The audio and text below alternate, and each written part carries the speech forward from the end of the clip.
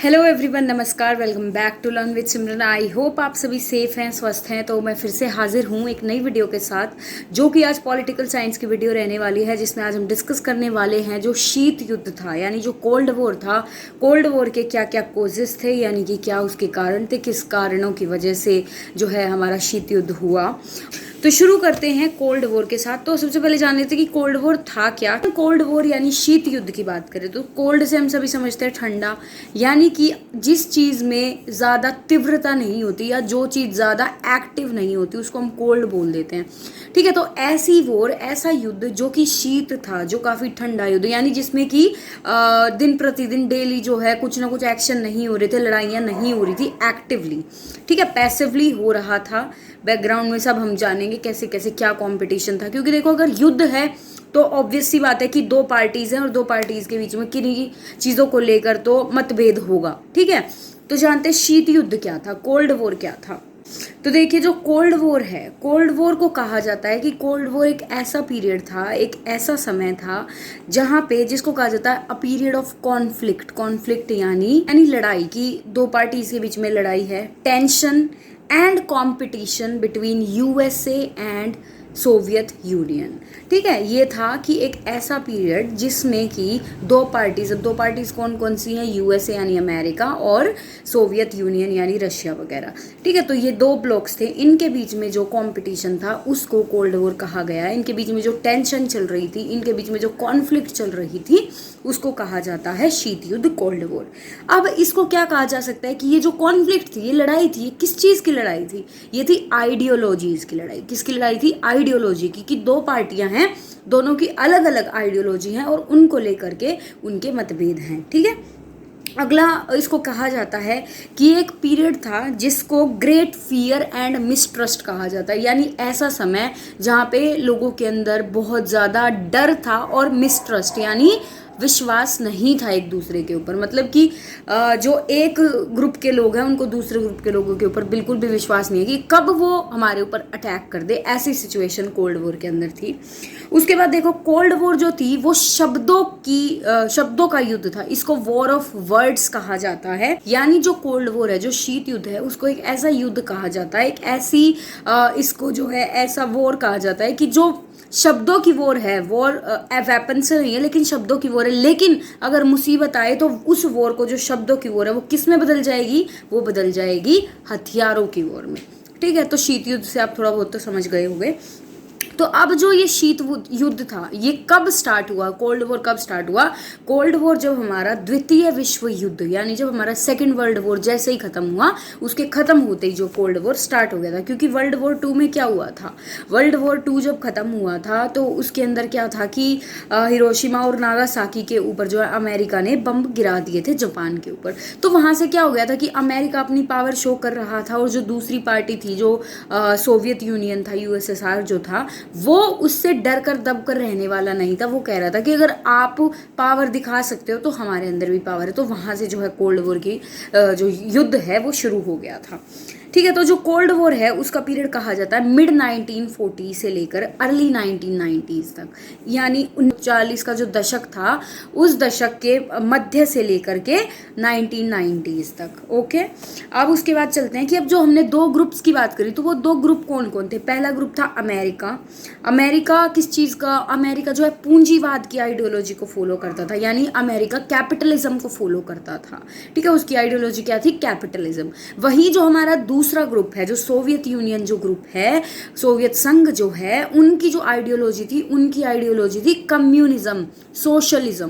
ठीक है, ये उनकी आइडियोलॉजी थी। तो अब दोनों की आइडियोलॉजी अलग अलग हो गई, तो दोनों के बीच में मतभेद होने लगा। तो उसके बाद जो मतलब यूरोप की कुछ कंट्रीज है, यूरोप की कंट्रीज भी जो हैं सोशलिज्म को सपोर्ट करने लगी। ठीक है, सोशलिज्म किसका था? सोवियत यूनियन का था। और कुछ वेस्टर्न जो कल्चर था, वेस्टर्न जो कंट्री थी, वो किसके साथ आ गई? वो अमेरिका यानी वो कैपिटलिज्म के साथ में आ गई थी। अब उसके बाद देखो, अब चलते हैं हम कोजेस के ऊपर कि जो शीत युद्ध था उसके कारण क्या थे, कि किन कारणों की वजह से जो शीत युद्ध है वो हुआ, जो कोल्ड वॉर है वो हुआ। ठीक है, तो पहला कारण आ जाता है कि ऐतिहासिक कारण क्या था, हिस्टोरिकल कॉज क्या था, उसका हिस्टोरिकल रीजन क्या था। तो हिस्टोरिकल रीजन हम कह सकते हैं कि 1917 में एक बोल्शेविक रेवोल्यूशन हुआ था रशिया के अंदर। ठीक है, उस बोल्शेविक रेवोल्यूशन में क्या हुआ था, बोल्शेविक रेवोल्यूशन में यूएसएसआर यानी सोवियत यूनियन ने क्या किया था, सोवियत यूनियन ने खुले आम सोशलिज्म को और जो कम्युनिज्म है उसको अपना लिया था, और उन्होंने कहा था कि आज से हमारी आइडियोलॉजी सोशलिज्म होगी। ठीक है, समाजवाद होगा। वहीं जो अमेरिका है, अमेरिका पूंजीवाद को फॉलो करता है, कैपिटलिज्म को। तो ये जो था, यहीं से जो है उनकी मतभेद शुरू हो गए थे कि तुम हमें दबाना चाहते हो, कैपिटलिज्म सोशलिज्म को दबाना चाहता है। तो वहीं से एक टेंशन का माहौल, कॉन्फ्लिक्ट का माहौल पैदा हो गया था। उसके बाद रेस ऑफ आर्मामेंट यानी हथियारों की एक होड़ थी इन दोनों ब्लॉक्स के अंदर, इन दोनों पार्टीज के बीच में क्या थी, एक हथियारों की होड़ थी, रेस ऑफ आर्मामेंट जिसको बोलते हैं। यानी देखो, जो सोवियत यूनियन था उसने क्या किया, जब हिरोशिमा नागासाकी पे अमेरिका ने हमला किया तो सोवियत यूनियन भी अपने बचाव के लिए उसने भी अपनी कमर कस ली, उसने भी क्या शुरू किया, उसने भी जो अपनी मिलिट्री को स्ट्रॉन्ग करना शुरू किया, उसने भी हथियार बनाने शुरू करे। तो जब अमेरिका ने देखा कि भाई सोवियत यूनियन तो अपनी मिलिट्री को स्ट्रॉन्ग कर रहा है, अपनी मिलिट्री को बढ़ा रहा है, मजबूत कर रहा है, तो अमेरिका ने भी एटम बम बनाने शुरू कर दिया, हाइड्रोजन बम बनाने शुरू कर दिए।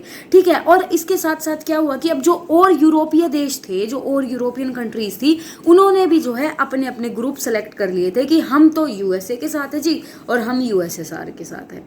ठीक है, तो अब देखो उसके बाद क्या था, अगला आता है कि आइडियोलॉजिकल डिफरेंसेस थे, यानी जो विचारधारा थी उन विचारधाराओं के मतभेद थे। मतलब मैंने स्टार्टिंग से ही मैं क्लियर करती आ रही हूँ कि जो अमेरिका थी वो पूंजीवाद का समर्थन करता था, और जो सोवियत संघ था वो जो है कम्युनिज्म का सपोर्ट करता था। ठीक है, तो ये आइडियोलॉजिकल रीजंस की वजह से भी जो है ये कोल्ड वॉर शुरू हुआ। अब उसके बाद देखो रशिया ने एक डिक्लेरेशन किया था। ठीक है, रशिया क्या करता था, रशिया ने यानी सोवियत यूनियन का पार्ट है रशिया, तो जो रशिया था उन्होंने कम्युनिज्म को अपने मीडिया के अंदर जो है छापना, हर जगह कम्युनिज्म को शुरू कर दिया था, और जो लेबर रेवोल्यूशन है वो भी इसी कारण से हुआ था रशिया के अंदर। ठीक है, तो मतलब वो अपने लोगों को अपने उसमें फेवर में कर रहे थे, कहाँ के रशिया के लोग मीडिया में छाप छाप कर लोगों के अंदर जो कम्युनिज्म के बारे में उनके जानकारी बढ़ा रहे थे, और उनको कैपिटलिज्म के अगेंस्ट जो है उनको भड़का रहे थे। तो ये जो रशिया का जो एक कदम था कि उन्होंने मीडिया में ये सब चीजें चलाई, तो ये भी एक कोज बना कोल्ड वॉर का। अगला आ जाता है न्यूक्लियर प्रोग्राम ऑफ अमेरिका की। जो अमेरिका है, बाज नहीं आ रहा था अपने न्यूक्लियर प्रदर्शन को दिखाने से, मतलब वो ये तो जताना चाह रहा था कि मैं सबसे सुप्रीम हूँ, मैं सबसे पावरफुल हूँ। तो उसने क्या किया था, उसने हिरोशिमा नागासाकी पर बम्बों की बरसात, और रशिया डर कर चुप बैठने वाले में से नहीं था, और रशिया ने भी क्या करा, रशिया ने भी सेम पाथ, जो वही रास्ता जो है वही अपनाने की कोशिश करी, और उसने भी बम्बों का बनाना शुरू कर दिया, और वहीं से एक टेंशन का माहौल शुरू हो गया रशिया और अमेरिका के बीच में।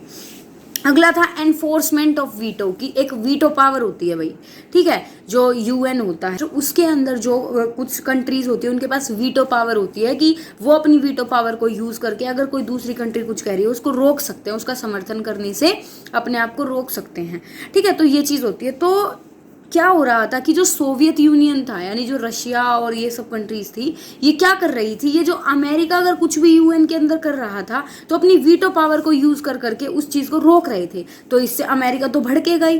तो यहाँ से क्या हुआ कि वीटो पावर का इतना ज्यादा इस्तेमाल उन्होंने किया उनके अगेंस्ट, उनके विरोध में, तो वहां से जो है कोल्ड वॉर का एक रीजन मिल गया दोनों कंट्रीज को आपस में भिड़ने का। ठीक है, उसके बाद देखो अगला हमारा 7वां रीजन आ जाता है कि आर्म्स की सेल।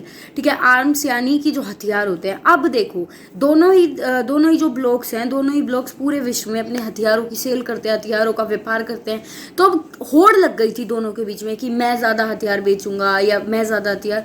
तो इस होड़ के चलते भी मतलब एक कॉम्पिटिशन तो हो ही रहा था। तो वो कॉम्पिटिशन किस में बदला, कंपटीशन बदला स्ट्रेस में, और स्ट्रेस से क्या शुरू हो गया, स्ट्रेस से कॉन्फ्लिक्ट हुई, और कॉन्फ्लिक्ट की वजह से क्या हुआ, कोल्ड वॉर शुरू हो गया। तो ये थे कुछ कॉजेज कोल्ड वॉर के, शीत युद्ध के। मैं आशा करती हूँ आप सभी को समझ आए होंगे, और अगली वीडियो में हम डिस्कस करेंगे कि जो शीत युद्ध था उसके कौन कौन से चरण थे, उसके 5 चरण थे, वो हम अगली वीडियो में डिस्कस करेंगे।